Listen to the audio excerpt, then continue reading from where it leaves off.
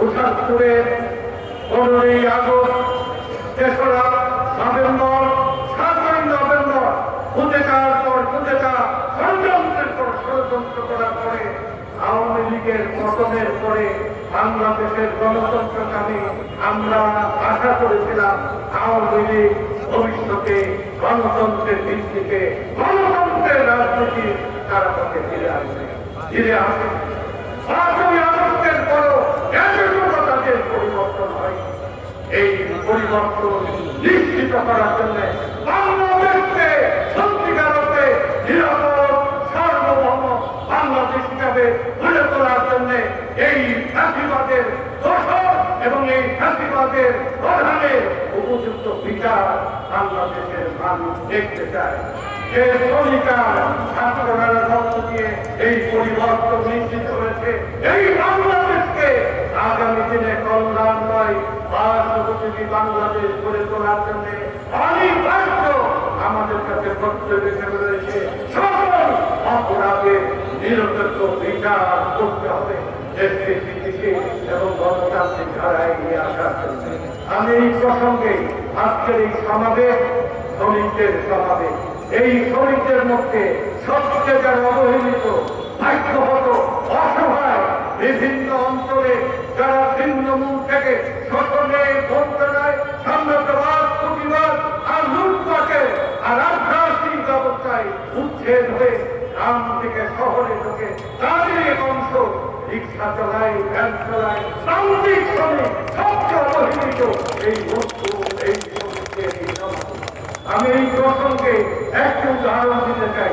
পৃথিবীতে যে সমস্ত বড় বড় পরিবর্তন হয়েছে, ফরাসি বিপ্লব, আমেরিকার স্বাধীনতা সংগ্রাম, রুশ বিপ্লব, চীনের গণবিপ্লব, ভিয়েতনামের বিপ্লব, সমস্ত বিপ্লবের পরে সেই দেশগুলো উন্নতি লাভ করেছে, সেই দেশের ভাগ্য হতো গরিব মানুষের অধিকার তারা রাষ্ট্রীয়ভাবে তারা স্বীকৃতি দিয়েছে, সুরক্ষা দিয়েছে।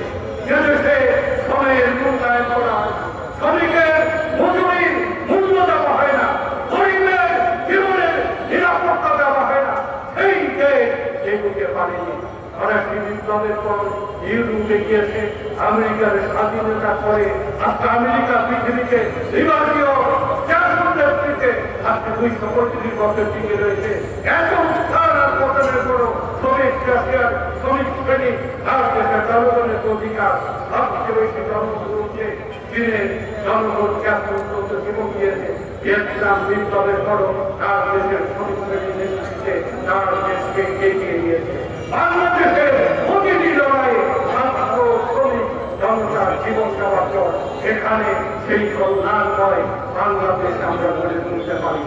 বিএনপির অঙ্গীকার সেই পরিবর্তন আমরা নিশ্চিত করতে চাই।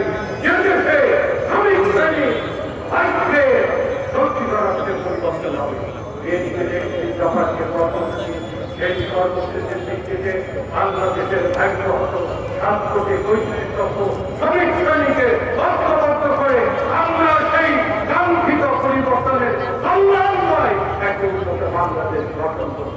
বিশেষ করে আজকে এই সবাই যখন আমাদের রিক্সা ভ্যান চালকেরা এসেছে, হঠাৎ করে গত ৩ দিন আগে ঢাকা শহর সহ সমগ্র বাংলাদেশ থেকে এই অটো ভ্যান রিক্সা নিষিদ্ধ করার এক ঘোষণা দিয়েছে।